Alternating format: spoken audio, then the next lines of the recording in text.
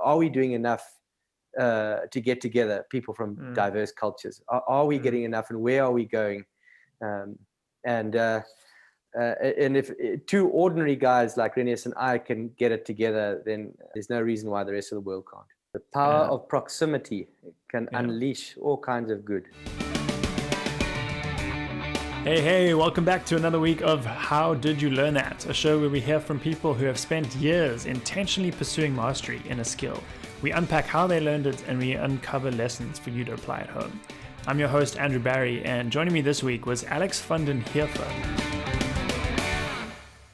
Alex has a fascinating story. He's a master tracker in South Africa. What that means is he started his career in 1995 at the world-renowned game reserve called Londolozi. He has spent the last 25 years perfecting the skills of wildlife tracking.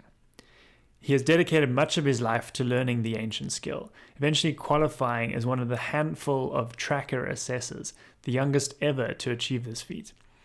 Over the last 2 decades, Alex has tracked jaguars in the Amazon jungle, bears in California, grizzlies and wolves in Montana, pumas in Patagonia, and the famous black maned lions of the Kalahari. Alex has an unbelievable story. We go deep into what it takes to be a master tracker, what are the skills and attributes that make someone good at this incredibly nuanced and incredibly intuitive skill that can only really be learned with deliberate practice. Alex has written 2 books on the topic, a best-selling animal tracking book called The Tracker Manual, and a new book called Changing the Leopard's Spots, which documents his relationship with his mentor and friend Renius Mhlongo, who you'll hear a lot about in our conversation. Alex is also the director of a tracker academy where he teaches unemployed people the traditional skills of tracking. Alex and I get deep into his journey as a tracker in the African bush and around the world. And I couldn't have been more excited for this conversation, and I honestly could not have ended up enjoying it more. Please enjoy. Hey, Alex, thank you so much for joining me on the show today. It's a great pleasure. Thank you for having me, Andrew. It's a great honor to come. Yeah, I've been so excited. Like, I can't describe how it's like a feeling of Christmas for me, waking up this morning, looking forward to this conversation. I spent the whole of last night kind of reading all of your stuff on your blog, which we'll share a link in the show notes. It's always been a fascination of mine, the African bush, wildlife, and what it means to be an expert tracker. And for those of you who are listening to the podcast, Alex is kitted out in his tracking outfit. He's got this beautiful map behind him, like old school map. It's like, it just takes me right back to South Africa, to the bush. Alex, what does it mean? What does it take to be a master tracker? So, Andrew, yeah, that's an interesting question, and it's one that I've concerned myself with for most of my adult life, and I'm not sure that I have reached the conclusion, but I can say that there are a few things. The first is that I found all of these master trackers have a deep sense of wanting to know more. There's never a moment of I've arrived, I know enough now. Curiosity is a signature feature of their personality, and so that's the sort of the base from which these guys operate. They like little children in a candy store. Everything is interesting to them. Yeah. Nothing goes unnoticed. Everything is investigated. So there's that whole idea of engaging with life and being present and noticing the big and the small. But so that would be the foundation of it. But going a level deeper, there's no doubt that the master tracker has to have a refined ability to think rationally and creatively, but at the same time.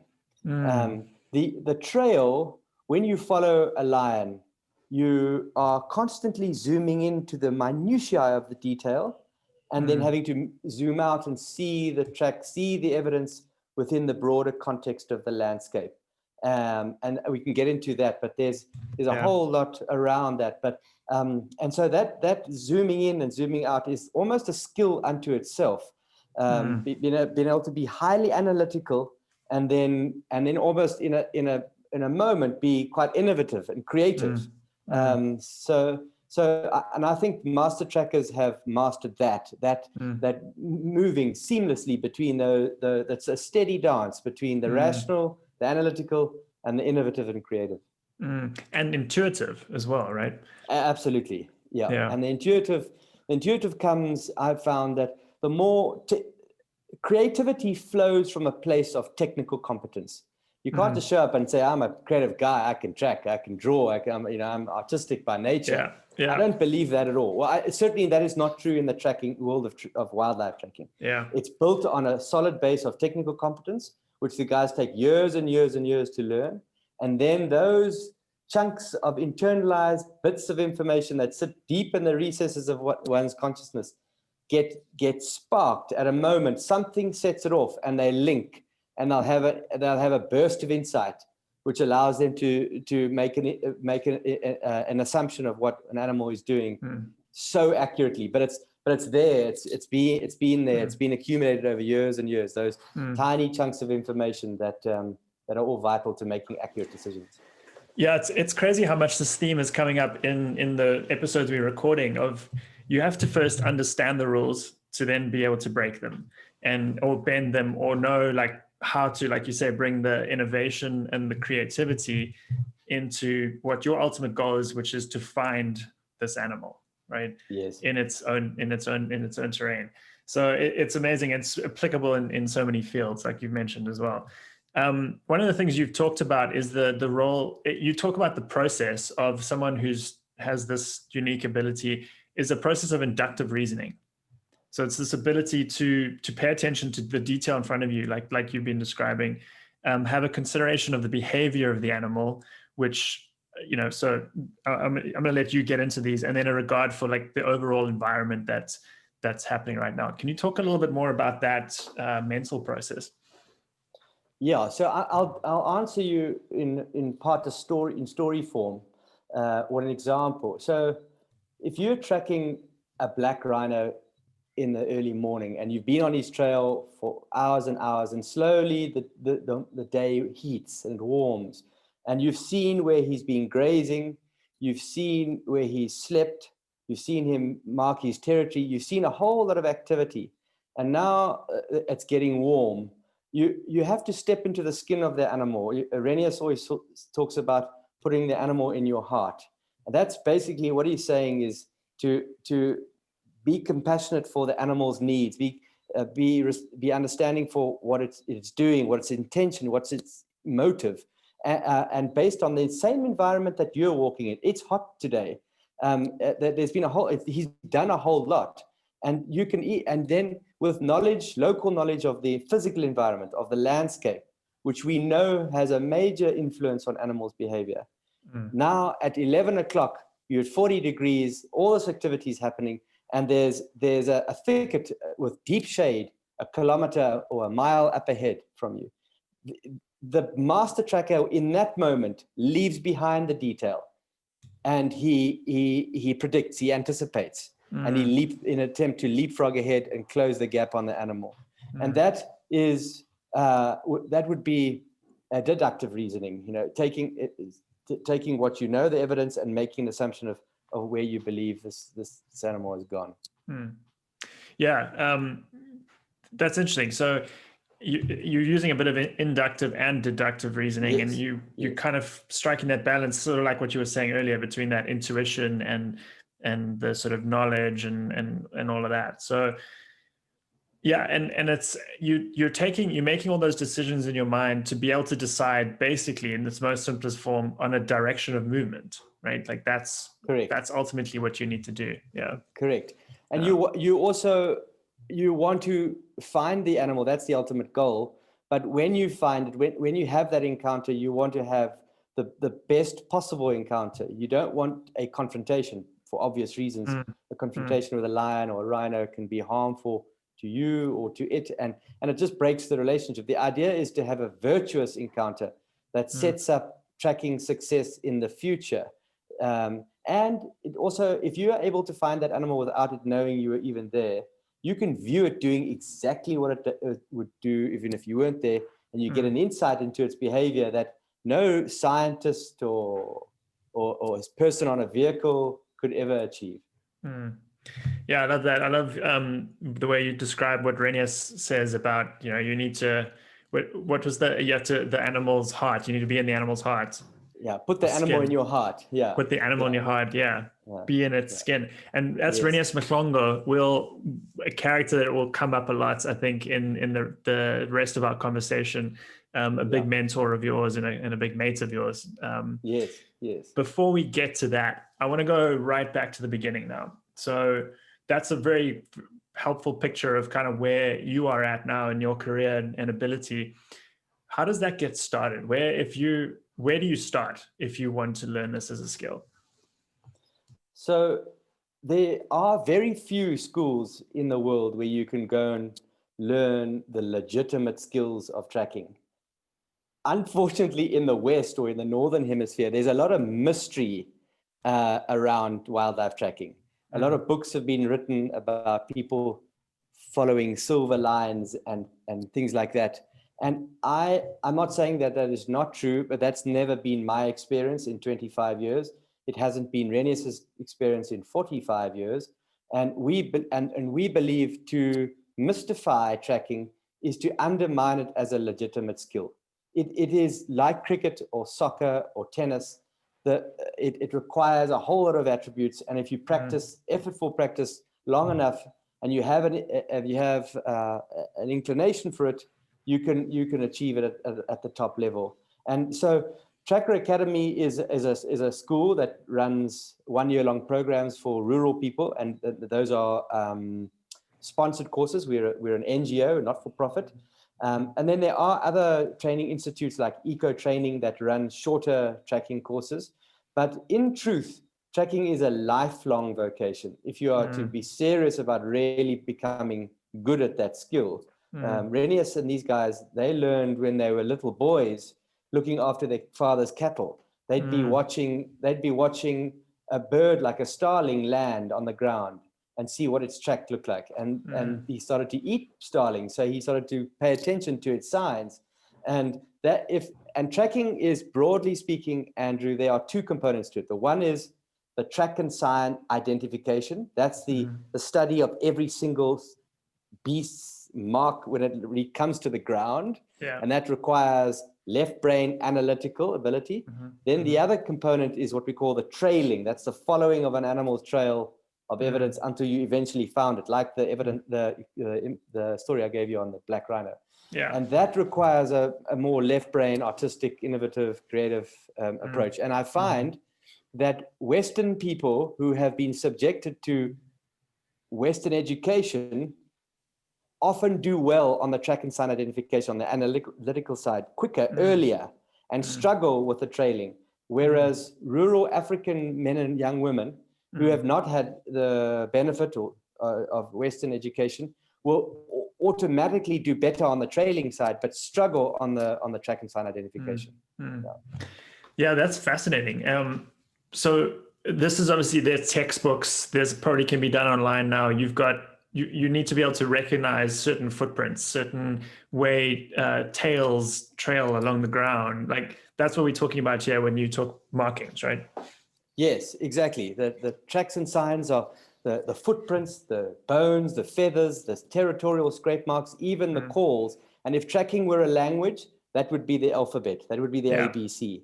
The trailing would be the reading of the language. And you can't do one without the other. Yeah. So you mentioned earlier effortful practice, and I love that. Deliberate practice, another word for it. Yes.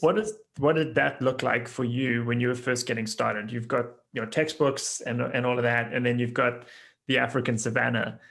What did a day-to-day learning experience look like for you? So I learned it. I did not start with the textbooks. I started like a child would learn a language from a parent, When I arrived at Londolozi Game Reserve, I was 19 years old. I dropped out of a marketing degree, and I went to Londolozi to become a game ranger. And having failed a couple of times, I eventually passed. And because I was the youngest guide there by a long shot, they assigned me to the most experienced tracker at the time, or one of the most. And so he took me under his wing. And although I was the certified, inverted commas, game ranger, in actual fact, Renius was in total control. And but every day we'd go out and he'd have a plan. He'd tell us where we're going. And our guests would invariably say they wanted to see a leopard or a rhino or whatever they were wanting on the day. And he'd have an idea of where to go and how to start. And I just got into his slipstream, and I realized quite quickly that I was more interested in the process of tracking the animal than sitting in the Land Rover with a camera taking its picture. And I don't know why. And that's I don't know why. I don't think I've ever owned a proper camera or anything like that. And I used to get frustrated with my guests sitting for hours watching a sleeping leopard, and I would hear on the radio that there was a fresh tracks of another leopard, and it was such a cool challenge. A fresh leopard track is just such a wonderful prospect because it's so technically challenging. It's so difficult. You've got to the three ideas of recognizing animal sign, understanding the influence of the landscape and the animal's behavior comes together so beautifully when you track a leopard. It's so technically challenging that it's the ultimate. It's the ultimate in wildlife tracking. And if you get a fresh track and you know that animal is reasonably relaxed, so there's a good chance that when you find it, it doesn't hide. It will reveal itself. Yeah. That is an unbelievable prospect for any keen wannabe tracker. Yeah. I can totally relate to that. I totally picture that. There was nothing worse for me when our vehicles would stop and just park off and look at a bunch of zebra, for example, and there's a hunt out there, and so it was like not even the finding of the animal was great, and it is a beautiful, amazing experience, but the actual journey of finding is enjoyable, and the thrill of that, and I say hunt, I mean it's the hunt to find them and see them. Talk to me a little, I think you mentioned this in your blogs as well, like the role of that intrinsic motivation that separates sort of a good tracker from a really great tracker. Yeah, and I regularly see this in Renius. He's been at it over 40 years, and he's still, we're driving back at 11:30 in the day, and it's 40 degrees, and there's a fresh track, he will want to go. And all his students are long tired. And so he's got that, and I don't know where that comes from. And I've found even other really talented trackers, they track well, they're highly competent, but they're there for a job.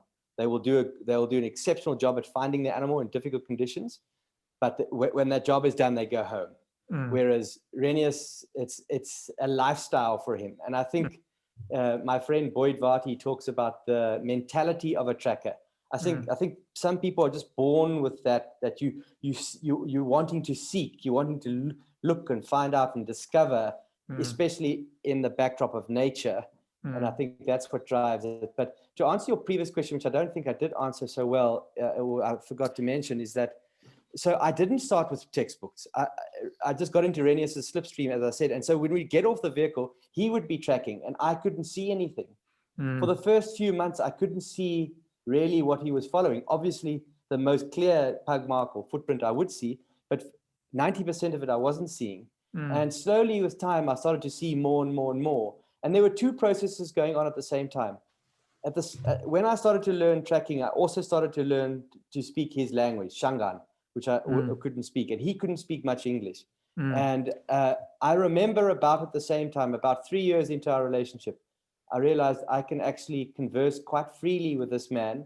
And I was starting to, at the same time, also add value on the tracking front. He was starting to say to me, I'll go back and fetch the Land Rover, you carry on tracking. And he was putting me in these difficult situations. And increasingly, it was becoming more and more difficult.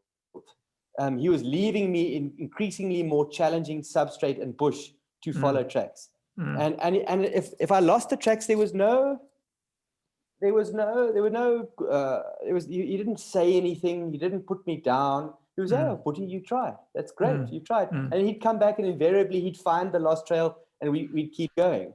And I started to lose the trail less. And I started to find the animal more. And I just got so motivated. But there was never there was no sort of finger wagging, this is the 1, 2, 3 of tracking. He just immersed me in the situation and then positively rewarded me when I did well. That was it. And yeah, that. Yeah. This is amazing, because I mean, he sounds like a born teacher right there, right? He was putting you out of your comfort zone, which is such an important part of learning. He's giving you feedback as you were learning. And what made you what do you think made him, was that intentional? Like, did he take you under his wing? Was he like, okay, I'm going to teach this guy? I was the 13th ranger that was assigned to him. And the first 12 hadn't shown much of an interest in his side of the work and in tracking. And in fact, neither in him. In fact, he had invited all 12 guides before me to his home village. No one had come. And so he was not only, he was losing like confidence in the idea of a diverse black-white relationship, notwithstanding even reaching out and now teaching somebody. The fact that he took the second step is even more amazing. I mean, but I did show an interest in, to answer your question, an interest in him, in his family, in his culture, in his language. And then from there, I think the teacher was, I unleashed the teacher in him, because he realized, now I'm not a guy that's going to be around for a year or two. I'm here to stay. I ended up staying 23 years with him. So it's, and I think he got a sense of that, and so did I. We realized that this was a new order, a new South African relationship where we were both learning, and the ball just started to roll. And with the victories came more motivation. I think that's such fantastic advice for anybody wanting to be mentored by someone, is that you never once formalized the relationship. You never once you obviously were put together for that purpose, but you just showed a genuine interest in him, a curiosity. You gave way more than you were taking, and it, like you said, it drew that teacher out of him. Yes, there was one significant moment about 10 years into our relationship where there were two. One was about 3 years in, when we had a very severe leopard charge, and I managed to stand my ground, and he saw in me that I developed in terms of my bushcraft. We were in a very, very dangerous situation.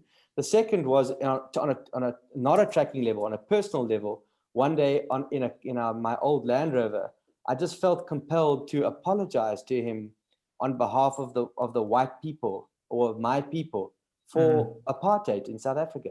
And I don't know where that came from. I had never discussed it. I hadn't even thought of it. It just came up. And I just said to him, you know what? I must apologize to you. We started to talk about apartheid, more and more, and what had happened to him.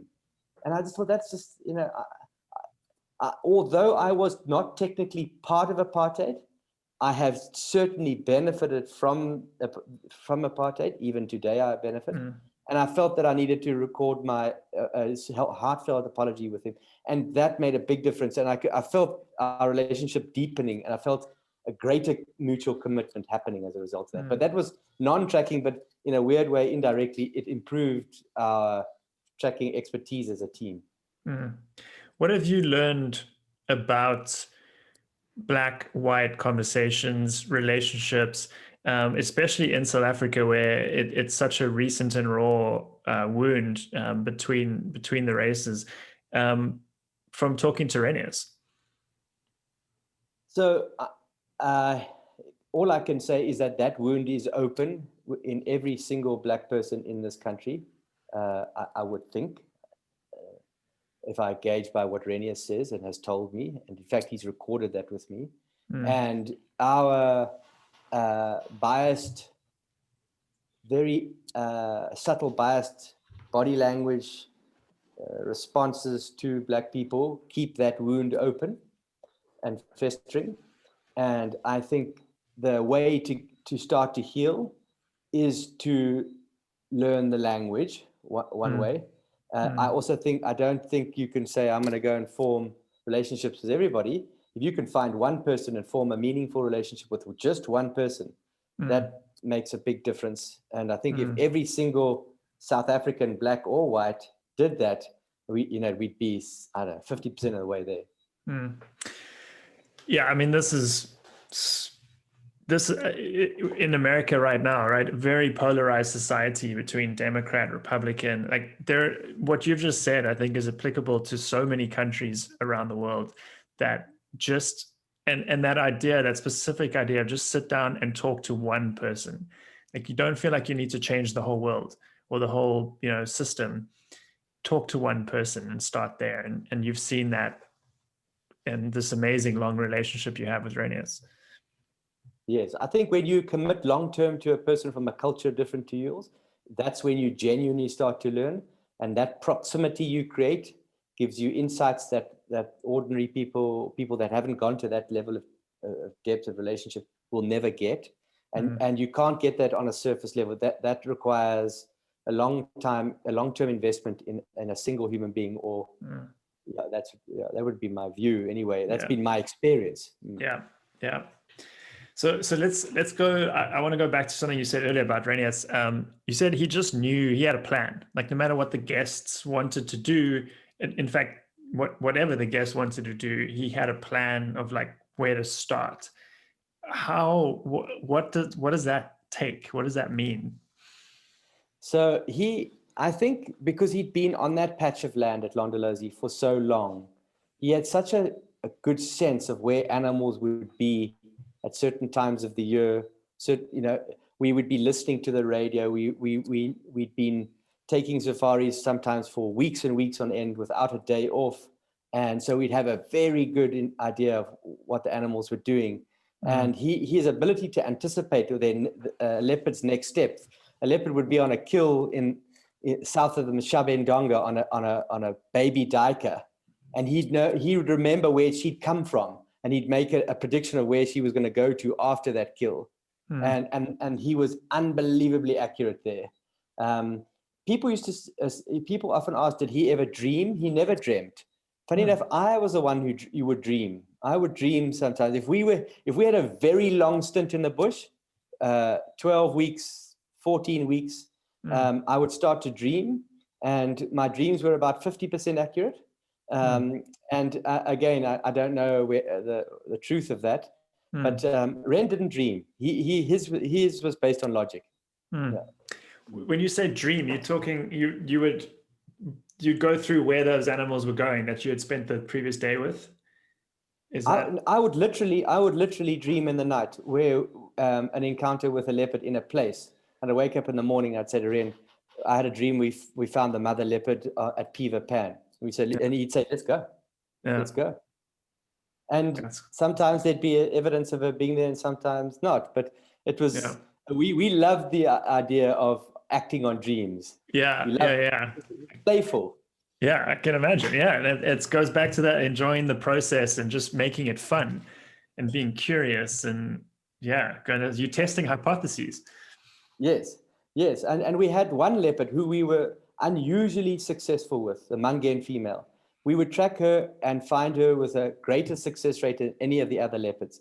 And I don't know why. And one day we found her, it was midday, it was hot. She was not a very good hunter. She also was a leopard that did not hoist many of her kills into trees, which was unusual. So eventually when she did kill, she'd get robbed by hyenas or lions. So she was often hungry. And we one day found her in the middle of the day hunting mongoose. And when we found her, she saw us and she looked at us. She kind of glanced back at us and then continued focusing on these mongoose. And at that moment, what we would normally do is the moment we encountered the leopard, we'd walk back to the vehicle, we'd go and get the guests and we'd drive back in. That was the process. But this time, Renier said, no, let's follow her on foot. We were without guests. We dropped our guests off at breakfast because they were getting hot and tired of us being off the vehicle. And often we got bad feedback because we were keen on the tracking and the guests wanted to see the animals. So we had to be a bit careful. And in this instance, we dropped the guests off at breakfast. So they were happy and we went straight back into the bush. And it was hot. And we found Mungen and she was hunting these mongoose. She saw us. She hardly reacted. And Ren said, let's follow her. And for 2 hours, we followed this leopard. Andrew, and we got closer and closer and closer to her. At one point, we were no more than 10 meters from her.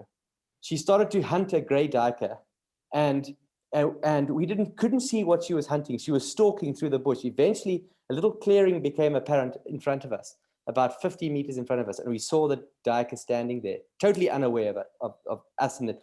And the two of us started to crouch on either side of this leopard, and there was this unusual, unique band of human leopard hunters stalking this small antelope, and she didn't do anything. There was no irritation from her, no growling or anything. And it was at that moment we realized we weren't such good stalkers as a wild leopard. And Ren said, let's move back. And we moved out.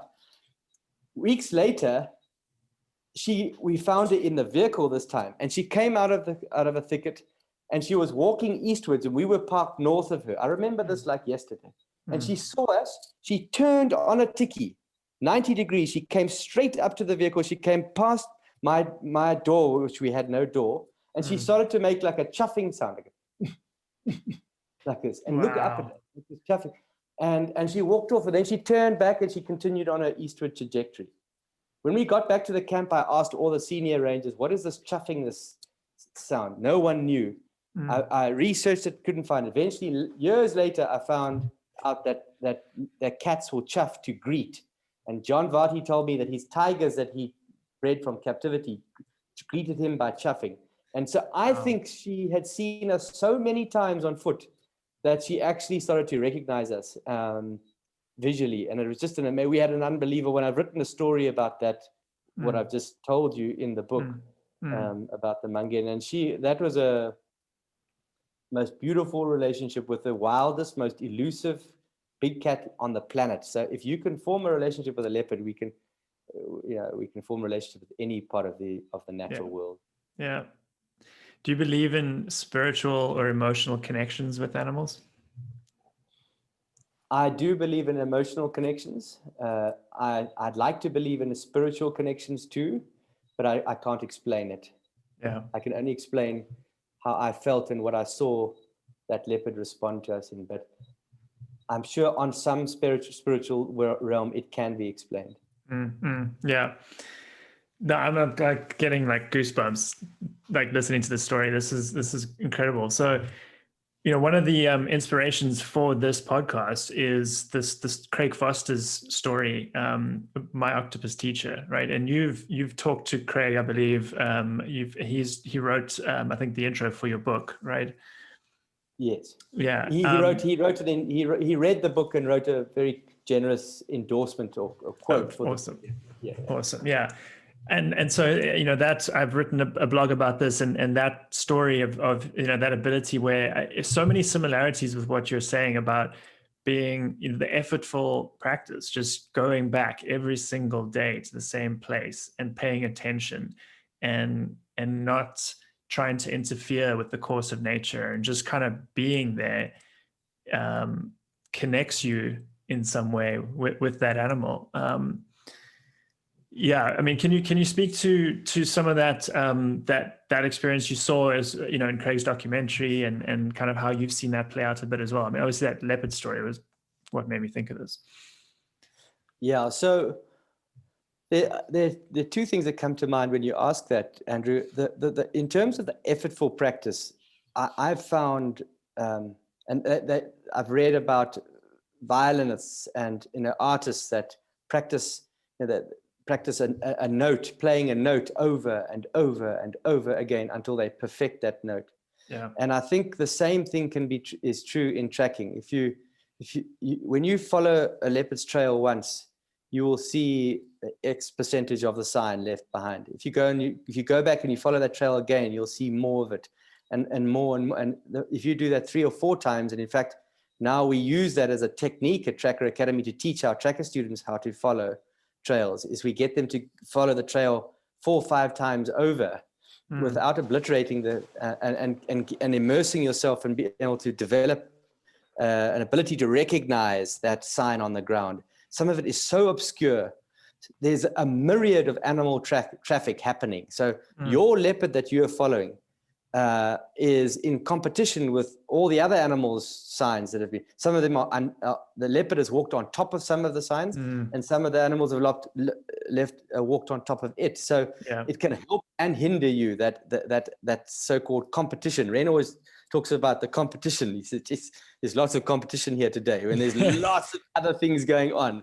And the easiest track is when there's, you've got only one species and no others of it's the same species moving around. That's very easy, even in quite hard terrain. But if you've got a whole lot of other movement going on, it makes it a lot more difficult. And the trailing takes the longest to learn. And I find the more and more you do it. I remember following a lioness in high grass, and Renius had done one of these things where he just left me. Oh, another thing he would do is he would say, I'll meet you there, and then he wouldn't be there. As a test. I'm going to go and check up at that tree there. If we lost the tracks, he said, I'm going to go and check up at that marula up ahead, 300 meters ahead. I said, oh yeah, I think I know where that is. And then I'd scout around. Invariably, I wouldn't find anything. I'd go look, they'd be gone. And I wouldn't know where he is. And I have to go back and find and I'd have to follow his tracks to find him. And that was a huge part of my learning, was following and finding Renius. And I would whistle. I'd whistle, and I developed quite a piercing whistle. And he wouldn't whistle. Was he testing you? Yeah, he would. Yeah, definitely. He wanted me to find him. And he kept saying to me, "You got to be clever in the bush, and you can't be making a noise. And animals can hear the whistle." Yes. I said, "Yeah, but it'll be easier if I can get to you quicker, because I've got the rifle, and if we're tracking together, he just walk off. Making you better and better every single day."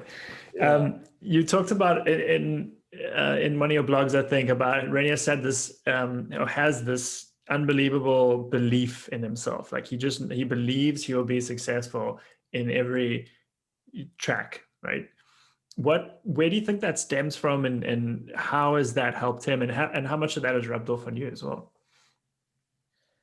Yeah, I don't know where that came from. It's probably as a child. His father was a very, very severe man, and he put those young boys under tremendous pressure at a very, very young age. To look after a herd of goats or cattle in an area where the big five are all around you as a 6-year-old, often in a half flight, and you've got to get those 30 or 40 cows back safely, in the knowledge that if you don't, you're not allowed to come home. His father wouldn't allow him to come home, and all of this, and he wouldn't give him food.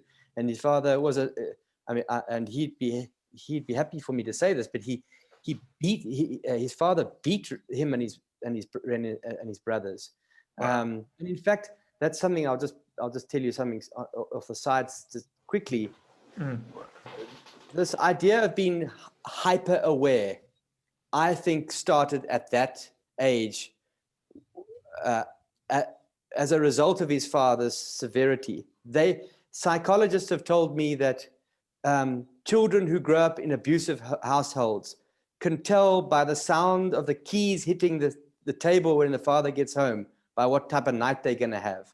And I think that ability to make interpretations so refined and to develop an innate, real refined a sense of awareness. Renius had that, and I think that contributed to him. And he will tell you that. He often says to me, I hated my father in the moment, but I can see now the way I was brought up has helped me. And I mean, it's a pretty macabre way to develop a skill. but nonetheless, so but I think he is genuinely just I think that he's inherently he's always very optimistic. He's always very positive. He's super positive. There's very little negativity that comes out of him. I remember when we did our senior tracker evaluation in 2003, that is the highest level of tracking expertise that you can be certified to in South Africa. And we were assessed, Renius was assessed first, and I went on his assessment. And I was so nervous for him. And now he was now going to be assessed following a lioness's track and finding it. And he had to do it flawlessly in order to pass this assessment. And very few people have ever passed the senior tracker assessment on the first time. And Renius was one of the like 2 or 3 in South Africa that did it on the first time. Wow. It took me 4 times. I failed it 4 times before I passed it. Sure. And I think my nerves came into play more than anything else. Certainly, I wasn't up to it skills wise, but my nerves played a huge role. Whereas Ren's nerves played almost no role. He was just his normal, happy self, being in an environment he grew up in. That it was it's a playground to him, and he doesn't see himself as in any way separated. He sees himself as part of it. He talks about his brothers and sisters, the animals, and so it's when some white guy came in to evaluate him, it was almost a bit of a joke in some ways. Yeah, I was gonna say, like, did he feel like he was being like? Did he add? You know what I mean? Like we all, like, when we take tests, we get very stressed out by it. Like, did it register him that he was just like, this is just what I do? Like, yeah, I think there was an element that I said to him, if you fail this, we've got to come back and do it again. And it cost us money to go to the assessments and all of this. And his reputation was on the line. And so there certainly was that in his mind, but he managed to gain control of it. That whole exam nerves, maybe in the first 5 or 6 minutes, but then it went away. When he was on the trail and he was in the flow, then there was no looking back. There was no looking back. I don't think he says he didn't even remember the evaluators being around him. Yeah. He was totally immersed in the activity of following this trail, in the creative response to that animal's trail. That he didn't notice the pressure. Yeah. So I'd like to know what your passing experience was like what, maybe if there's a story there to go into as well. But another question popped into mind is, when you're describing that, what role does luck play in this, right? Like, it might just not be your day, right? And that animal's just gone and done something unpredictable. And, how much does that play into it? Yes, I think there is an element of luck. An animal can walk onto very, very unimpressionable soil, so rocky terrain where you can't, very difficult to see sign. An animal can just change its behavior radically from moving along calmly to, changing 90-degree trajectory and hightailing it at pace. That can happen. And those are factors. You're dealing with a wild animal that you cannot control, and you're operating in a natural environment that you have no influence over. So, but like old Gary Player says, the more you practice, the luckier you get. I think, and if there is that little tiny patch of slightly impressionable piece of soil a kilometer away, and the animal has walked over it, and you're good enough to see it, is that luck or is that skill? I don't know.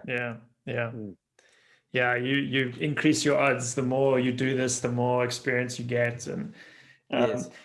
Yeah. So what was your experience like when you passed that test? And also, actually, just for the benefit of those not familiar with the industry, like, how important, what does that test allow you? What does passing that test allow you to do? How important is that in your career? So funny enough, it was not important in my career in terms of a guiding career. Yeah. The tracking qualifications are a separate stream to the guiding qualifications. And I'd gone quite far in terms of my guiding qualifications, but I was more interested on the tracking side.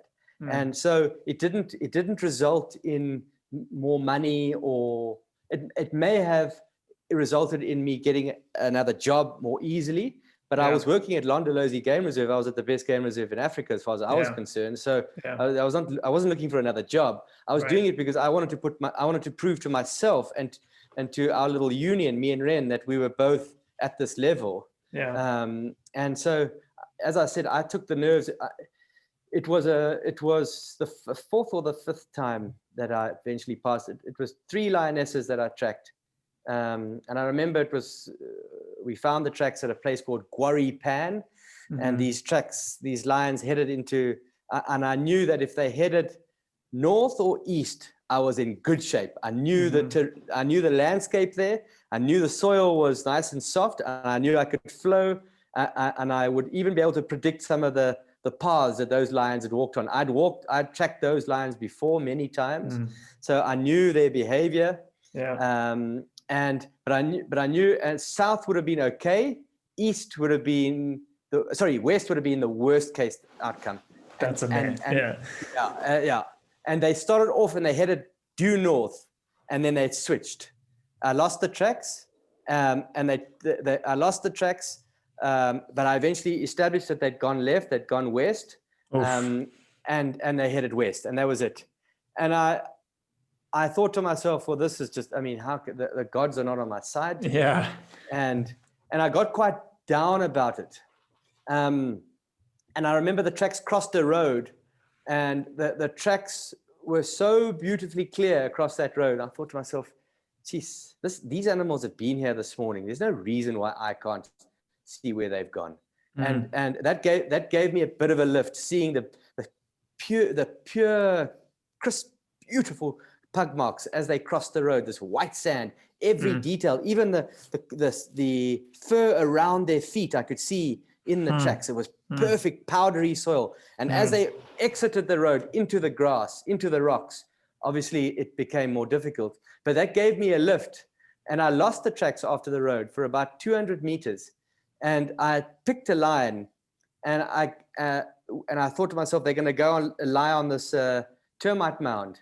And I couldn't see any evidence between the road and the termite mound. I thought to myself, please, dear God, can they be on that? Because around the termite mound was a bit of bare soil.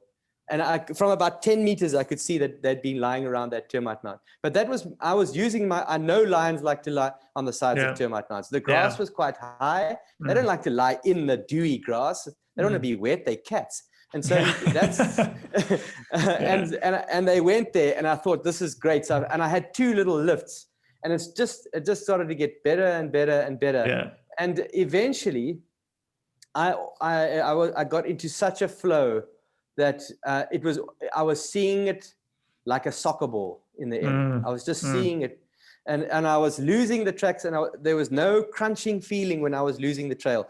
I had this confidence I was going to get back on. That me and these lions were connected. There was an invisible string between me and these lions, and they could not lose me. And I genuinely believed that. And we went through rocky terrain over dolerite, very hard black soil where you don't get much contrast and shadows.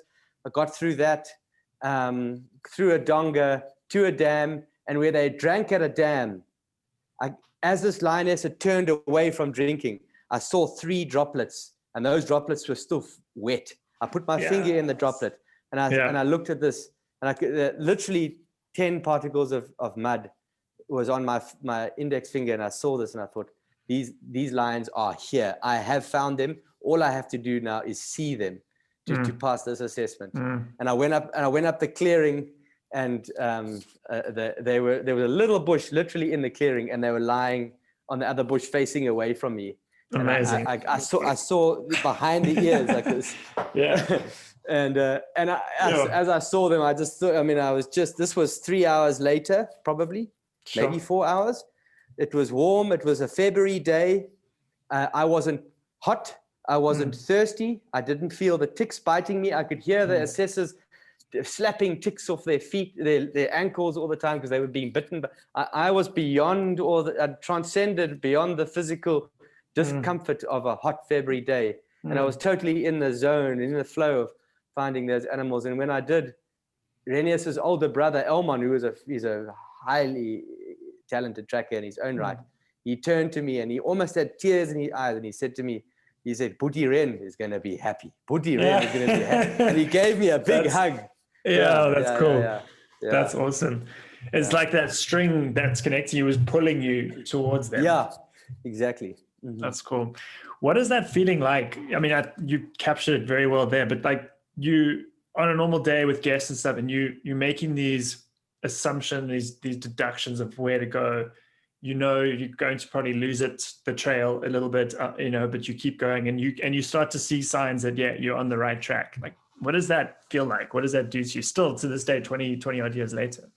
It gives you like a jump of excitement. You're almost in love with the seeing that that piece of evidence, Yeah. being able to see just the outside part of a lion's toe. Or when I was actually tracking those two lionesses, what had happened is I actually started to think that I was on old tracks, even though I'd seen them so perfectly across the road. I started to think, maybe I've selected the wrong trail here, because I was really struggling at one point. And then I found where a lioness had stepped inside some wet buffalo dropping, and I got a perfect track, and I could see the buffalo. Oh, perfect. That was another bit of excitement. So, the sign is so varied. It's sometimes it's a scuff mark, sometimes it's a bent piece of grass, sometimes it's a little pebble that's been dislodged, sometimes it's grass that's bent in a direction that it reflects a different light. It almost shines. And I think maybe that's where people say that they get the silver lines. It gets a sheen on it because it's just walked through there. Sometimes it's a squirrel's alarm call. Sometimes it's a path that goes to a place that the lions have been down before. So there's a lot of local knowledge, which I haven't mentioned before. We sound great, and we got good on our patch. I mean, we were bloody good on our patch. We got to a point where Renius and I used to bet the guests that we could find the leopard, and it was highly arrogant, and we stopped doing it because it wasn't very conscious of us. But we were young, and we got really quite good at one point, and then I'll tell you what happened afterwards. It brought us down to earth big time. But we really got good. But we were on our patch, and we were. When you take us away, and that's what I'm about to say, is that not long after, a few months later, we went to go and run a bear tracking course in Cuyama in the high desert of California, and we had never seen a bear, Renius and I, let alone its track. And we met our students in the car park, and we know how to teach them how to track their own animals. These were American students. Yeah. And the first day was an utter disaster. We couldn't see the sign. We got all closed up because our students had paid money for us to fly from South Africa to California to come and teach them how to track their own animals, but we couldn't even track them in the first place, let alone even teach them. And Ren turned that. So that just goes. And I felt so lonely walking in those badlands of California, not being able to see any sign. I just longed for Londolozi, and I longed for the familiarity of home. And I realized how much of it is local knowledge. But having said that, Renius, the next day, late that night in our tent, it started to snow. And we got into one tent because we were so cold. We got into one sleeping bag, big like bedroll. And he said to me, "I know how to find those bears." I said to him, "Well, surely you could have told me that this morning." Yeah. Why have you been holding this back? Yeah. He said, "I saw a few things." He says, "I think they rub on the trees and they leave these black hairs on the trees. We must look out more for black. We're looking on the ground too much. We must be looking in the trees where they rub on the trees." Number one. Number two, he says, "There's a berry bush, which I think they're eating the berries of, which I later learned was the manzanita berry bush." He said, "We must target those berry bushes." And number three, he said, "Where there's a tree that's fallen down, they don't go over the tree. They go onto the tree, they turn, and they walk along the tree looking for grubs and beetles and things that are maybe in the bark of the dying, dead, decaying wood. So they investigate the tree, then they jump off and they go along. So they don't go in straight lines, they go in zigzags along the trees. And when we discovered those three things, that was the next day, and we designed a strategy where he said he will look for those signs, and I must look out for whatever tracks and try and anticipate. And that was that deal we made. And the second day went much better. The third day, better again. And I think the third or fourth trip to America after 2005, we can genuinely say we were adding value. Yeah. How did he come up with that? Were you just like blown away? Like how, like those three things, like it was such clear thought and strategy after just one day, you said? Yeah, so it was the one day of full tracking, and I don't know why he didn't say it in the day. And I think Ren doesn't verbalize a lot What he doesn't like to say, can you see what I'm seeing? He'll point, and he'll talk up. He talks the narrative of the animal. He'll say this animal's doing this sort of thing. That he starts to tell the story of the animal, and he'll speak like that. But he's mostly fairly quiet when he's tracking. So it was only until we started to internalize what we'd done that day, and he started to roll back in his mind what he'd actually seen. And he was almost asking me. He wasn't saying. He was saying, "Don't you think those berry bushes are?" They're feeding on those berry bushes. I saw one hare. Don't you think they may be scratching? You know? And I saw that some claw marks along one of the trees. Maybe they're walking along the trees looking for honey, because he'd heard that bears liked honey. Of course, they don't eat honey. We know that. So it was quite an innocent way of going about the process. Yeah. But it was more discussion than him saying, these are the three definitive things. But those were the observations that he'd made. During the course of that first day. It's almost like he's playing it, he lets it play out. Like he doesn't want to jump to conclusions maybe, or like be too simplistic in a conclusion. Just he wants to play it out and it sounds like the two of you work together really well to get to that outcome. Yes. Yeah, no, he doesn't impose himself on the trail. He allows the trail to talk to him. There's very little ego. This line has done this, or it's done that. Yeah. He's never definite. He always speaks in riddles, or maybe, or let's go and look, or I think this is what she's doing. But he doesn't impose himself. He allows nature to offer, and he interprets as he goes. But his ability to make sense of complexity, Andrew, sometimes. Complexity. When you're dealing with lions going in all directions, hunting lions, that have interacted with another pride, and they're running, and they're over difficult substrate, and one's gone this way, another one's gone polar opposite direction and to work out where they've gone and where the pride has eventually come back and reunited. He's done that so many times. And to this day, he just did it last year. I remember in July, we ran a tracking course with Boyd, Track Your Life course with some people. And he did that. And I've learned more to watch his body language. I know when he's onto something, even though I can't sometimes explain it. Yeah. But I know when I can question him and push my agenda maybe and give it my view, and which may be helpful. And I know when just to keep quiet and not confuse him and allow him just to do his work. And I read that's energetic. I see it in his body language. So I'm glad you brought the story of the bears up as well. I wanted to ask you about you guys went to Patagonia and you were tracking a puma. Yes. And that sounds like you wrote a bit about this. It sounds like it was a very challenging, outside of your comfort zone kind of situation for both of you. Can you tell us a little bit more about that experience? Yes. So let me give you just briefly the backstory to that. So an unintended consequence of Tracker Academy's work is what we call predator habituation project. So that's Renius and his brothers in the 1970s and 1980s at Londolozi Game Reserve were the first trackers to start tracking leopards. And at that time, the leopards were shy and elusive, and very few people saw them. And those guys, those band of original maverick, really skillful trackers, managed to build a relationship by tracking and successfully finding those leopards over an initial period of about a decade and a half. And so they learned how to habituate leopards when no other game reserve in Africa was doing it. They pioneered that, and that's why the leopards of Londolozi became famous very quickly.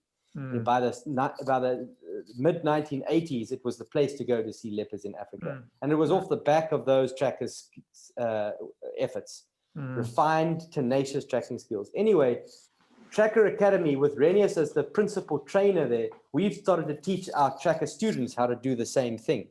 So as an unintended consequence of our work, our students have been asked to go and conduct predator habituation projects in different countries. We've done work with leopards in Botswana, in Rwanda. We've done work with jaguars in Brazil, in the Pantanal, or successful, or using the ancient skills of tracking to form relationships with these elusive predators for the benefit of ecotourism. And recently we were asked to do the same thing with mountain lions in Chile, in Patagonia. And that is the most inhospitable place in respect of tracking that you can get. I mean, it's frozen ground mostly and rock. And so I told the guy, before you pay for us to go over there, I can't guarantee you we're going to be successful. And he was quite cavalier, this fellow. He said, no, come. He'd been to Londolozi and he'd seen the leopards there. He said, no, you've got to come there, and we can do the same with the mountain lions. And he's got ambitions. He wants his lodge in Patagonia to be well known for the mountain lions, and it already is quite, but he wants to push the envelope. And so he got us over there. And I remember the first evening we had supper with all the guides. There was no guests in the lodge, so all the guides had supper with us. And they said to us in their broken language that there's just no chance you can track it. He said it's a joke. He's basically saying the owner doesn't know what he's talking about. How can he send you guys there? He's wasting your time. Because you are coming from elsewhere, you don't know the area. Like that, that's what they were. Yeah. We don't know the area. We don't know mountain lions, and we hadn't realized how difficult the tracking conditions were.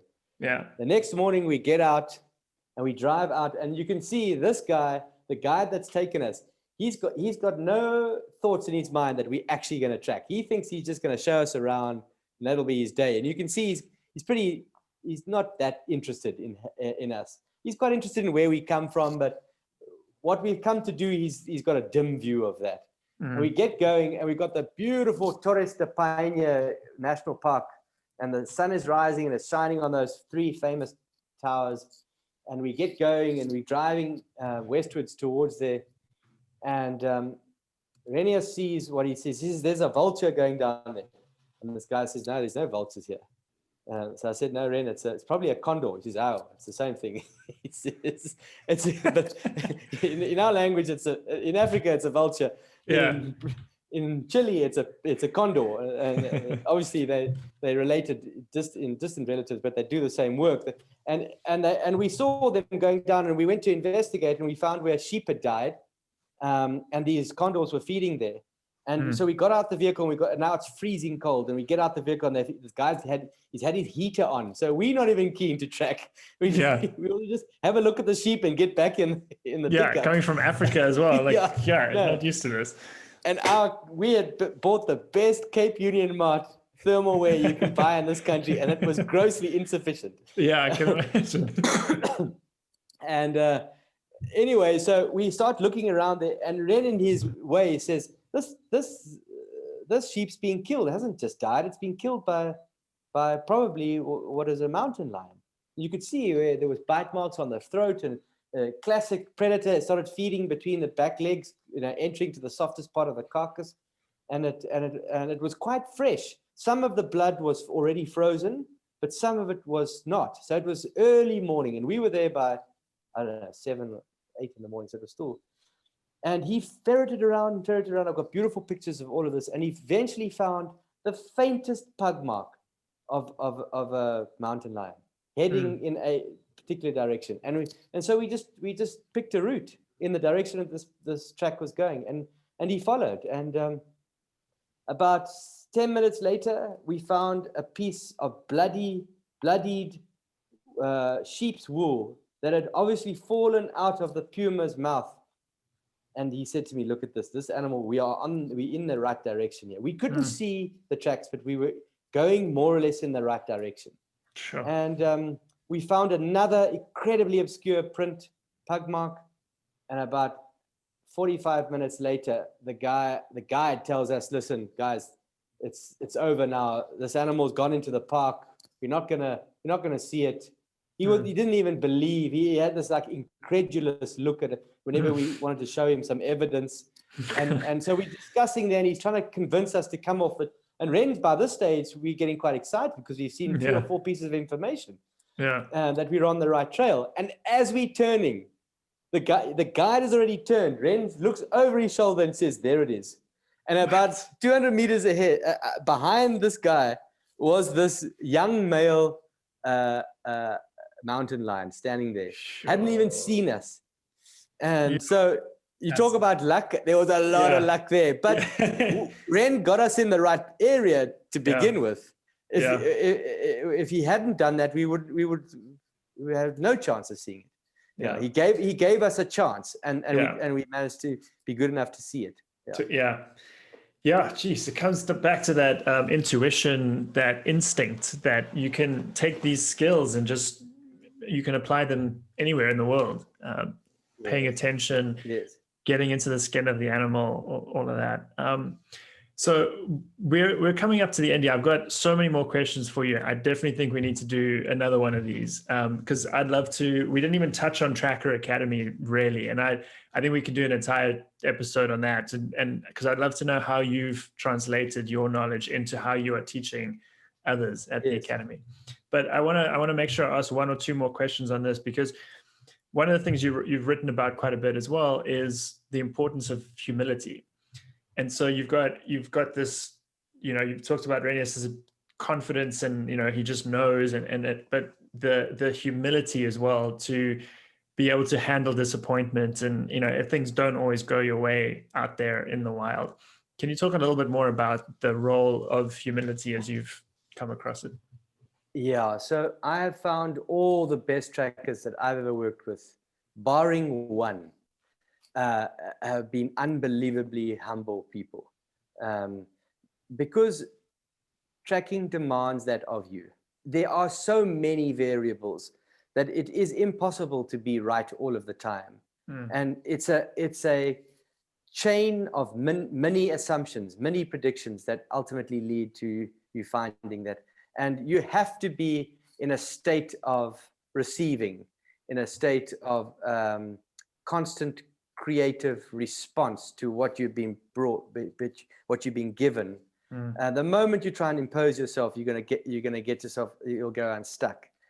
And so I recently came across some work of Don Sulls on strategy. I've actually got it in front of me here. And he talks about making sense, making choices, making things happen, and then having the humility to allow it to happen.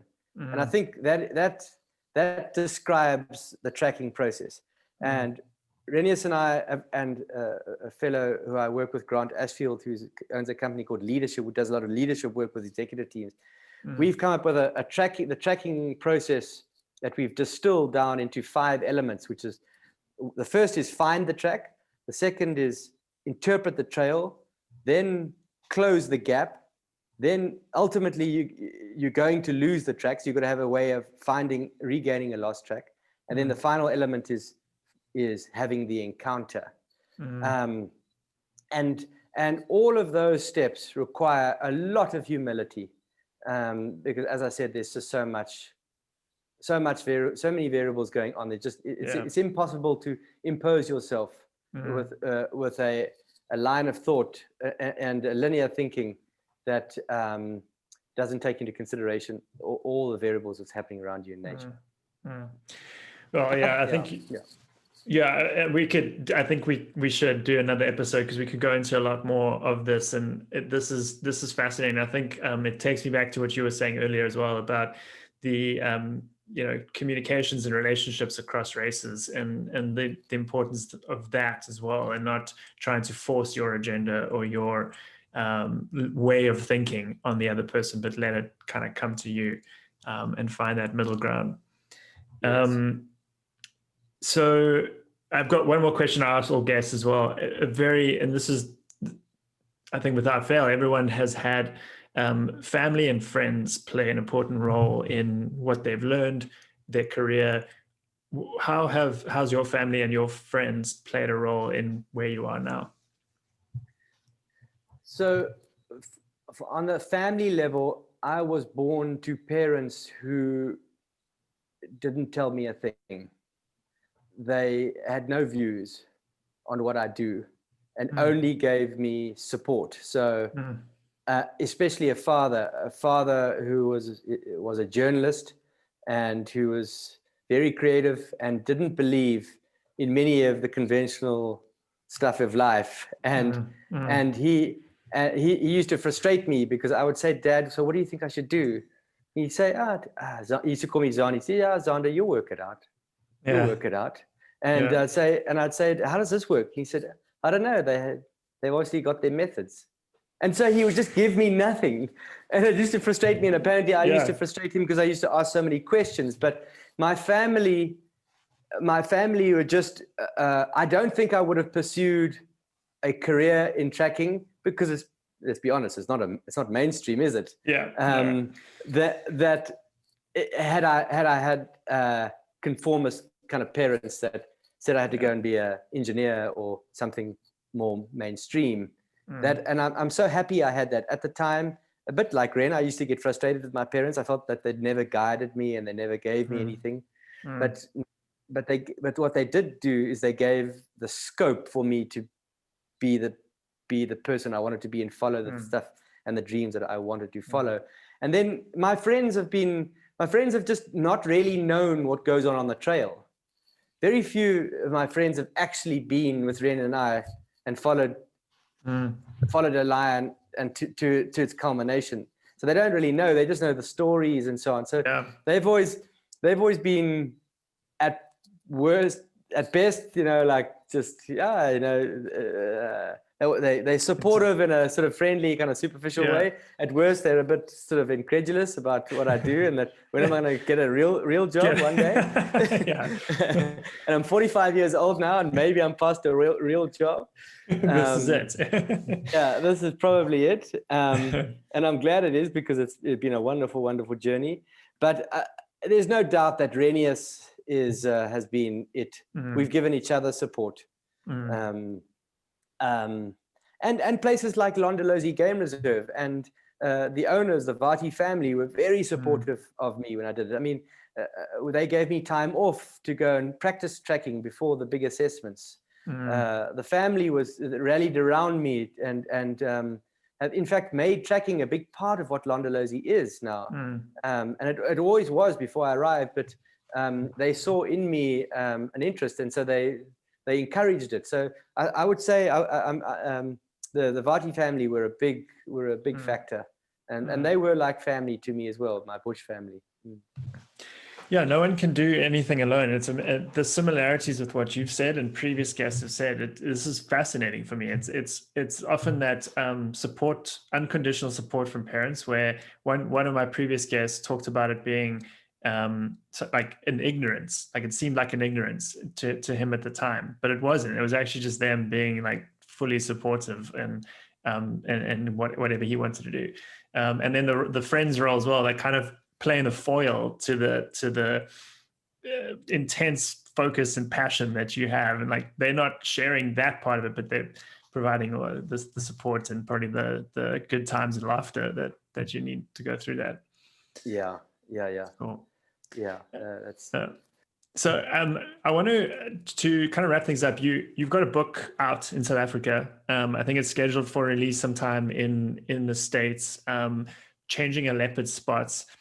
You have the Tracker Academy. You are blogging now on some of these stories. I'm going to share all of these in the show notes as well, because I highly encourage people to go and read your blogs to get the book when it's available for them wherever they are.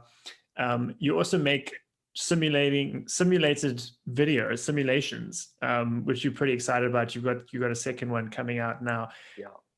Give us a quick little rundown of some of these projects you've got going on, and also how people, if they want to find out more, they can get hold of you.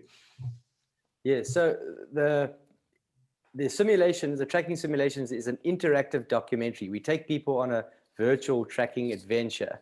Renius and I have filmed ourselves tracking lion, leopard, and rhino over the last couple of years. And we've taken all the best bits, and we've taken all the decisions that we had to make, and we've now turned it into a virtual interactive documentary. So for example, you're tracking a lion and you've got a monkey making an alarm call to the left, and the tracks of the lion are going to the right. There's a moment there. Do we go and investigate that monkey call, or do we pursue with following the lion's tracks? And we stop the video there. We play a scenario.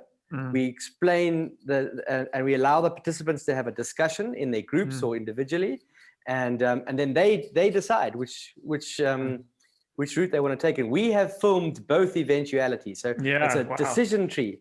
And so it's a lot of fun, and it gets people totally immersed in this tracking. As I said right at the beginning of the show, there's so much mystery around it, and it brings that into ordinary people's homes, and it allows people to connect with the powerful metaphor that is tracking, because we are all tracking. We're all natural born trackers. We're tracking the weather, the stock markets, each other, our health, our wealth, all of this stuff. And so the process of tracking, whether it be a lion or a new customer, is the same as far as we are concerned. And we demonstrate that via our interactive documentary called Tracking Success. Tracking Success. Awesome. So we'll definitely share that link. Tell us a little bit about the book, and it's doing pretty well in South Africa by the sounds of it. I think you're figuring out the publishing and all that for US release and various other things. Any updates and tell us a little bit about the book actually. Yeah, so the book is called Changing a Leopard Spots, and it's got basically 3 themes. The one is mine, Renius's lives intertwined. Then there's the tracking theme with all the tracking stories, many of which I told you today are in the book. And then the last is the black-white relationship. And we talk about the difficulties that Renius and I had, and it hasn't been a bed of roses. There was a time, there's a whole chapter on this. There was a time where I was deeply suspicious of Renius. I thought he was was part of a rhino poaching syndicate. I was absolutely certain. And we got through that. And I write about that in the book. And it basically came down to my implicit biases that I was born with. And I had to really work through those. He was a black guy living in a village where other poachers had been seen. He was on his phone speaking English, which he didn't, driving a car all these things came together for me to form this picture in my mind that Renius Mklongo, the guy I've been with for 20 years, is actually a poacher. And I've been conned my whole life. And it was a story that I absolutely believed for probably a week. And until I could get through it. And there's a whole chapter on how we got through that and how we built trust. And so, yeah, it's our lives together, really. And it's warts and all, Andrew. It's warts and all. It's not your average Cookie Gilman gin and tonics book about Africa. It tells it like it is. Yeah. I mean, there's a case of me witnessing a suicide. There's some really dangerous encounters we had. There's some hard moments between Renius and I, and there are also some wonderful victories. So, and I end the book with basically asking the question, are we doing enough to get together people from diverse cultures? Are we getting enough, and where are we going? And if 2 ordinary guys like Renius and I can get it together, then there's no reason why the rest of the world can't. Yeah. What a powerful message. I cannot wait to get my hands on a copy of that book, Alex. It's been amazing talking to you. I have so many more questions. We've only allotted this much time. I'm sure you have things that you need to get to now. So we'll definitely need to make another one of these. I want to just reiterate one of the points you made earlier, that it's conversations like this, like you and I having right now, one-on-one with people that you don't necessarily agree with. Not that was our case, but that having those kind of conversations with people that you don't necessarily agree with is the starting point, is the building block for a better society. Yes. The power of proximity can unleash all kinds of good. Fantastic. Well, that's an amazing message. I wish you all the best in continuing to get that out into the world, and I will do everything I can to help on my side. I've really enjoyed having you on. It was such a great conversation. Thank you so much for coming. It's a great pleasure. Thank you very much, Andrew. I really appreciate you having me and listening to our story. Thank you so much. Hey, this is Andrew. Thanks for listening to this week's episode. My goal with this show is to interview experts who have gained intentional mastery over a skill.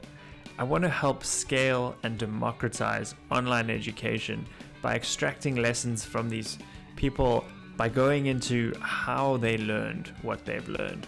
If you are an expert in a domain, or you know someone who has intentionally acquired mastery over a skill, get in touch. We'd love to have you on the show. Please subscribe like, and leave reviews to help spread the word here.